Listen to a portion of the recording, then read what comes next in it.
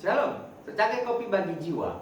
Nah, hari ini kita akan membahas masih tetap bagaimana kita sebagai orang percaya menghadapi situasi pencobaan dengan penuh sukacita.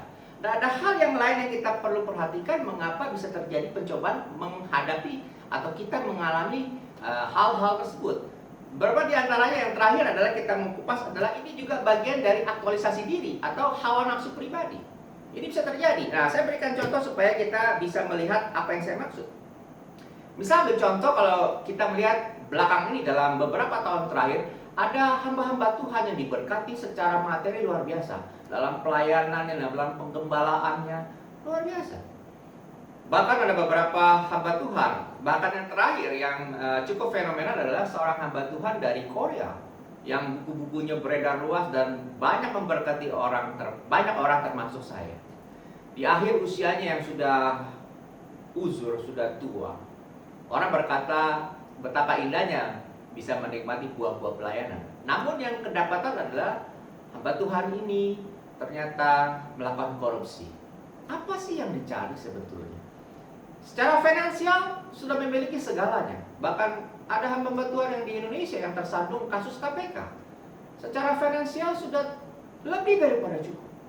Tetapi kalau bicara aktualisasi diri, itu persoalan lain.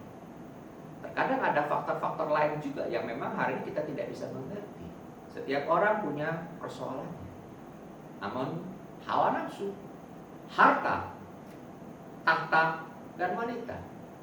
Harta salah satu, dan tahta kekuasaan itu juga harus diperhatikan ketika kita mengikut Tuhan.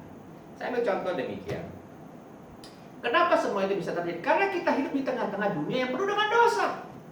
Nah, seringkali pemikiran ini yang menyesatkan kita sebagai anak Tuhan. Bahwa karena kita hidup di tengah dunia yang penuh dosa ini, berarti kita sedikit-sedikit ikut tidak ada masalah.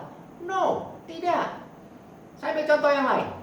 Kalau hari ini seorang anak dari keluarga pemulung, hidup lingkungannya adalah pemulung, apakah berarti dia anak pemulung harus juga bekerja ketika dia dewasa menjadi pemulung? Oh, tentu tidak. Ambil contoh di Surabaya yang sangat terkenal, kalangan dulu wanita tunasusila ya, kompleks WTS dalam istilah kita orang-orang yang sudah berumur di atas 50 tahun. Apakah karena kita hidup di tengah-tengah di mana keluarga kita hidup dalam lingkungan demikian, apa kita juga akan bekerja sebagai mucikari? Atau kita terlibat langsung di dalam dosa seksual? Tentu tidak. Itulah mengapa kita sebagai anak Tuhan menyadari realita ini dan bergantung penuh kepada Tuhan. Hawa nafsu, jangan lupa, salah satu yang bisa menyebabkan engkau dan saya jatuh dalam berbagai pencobaan. Secangkir kopi bagi jiwa. Tuhan.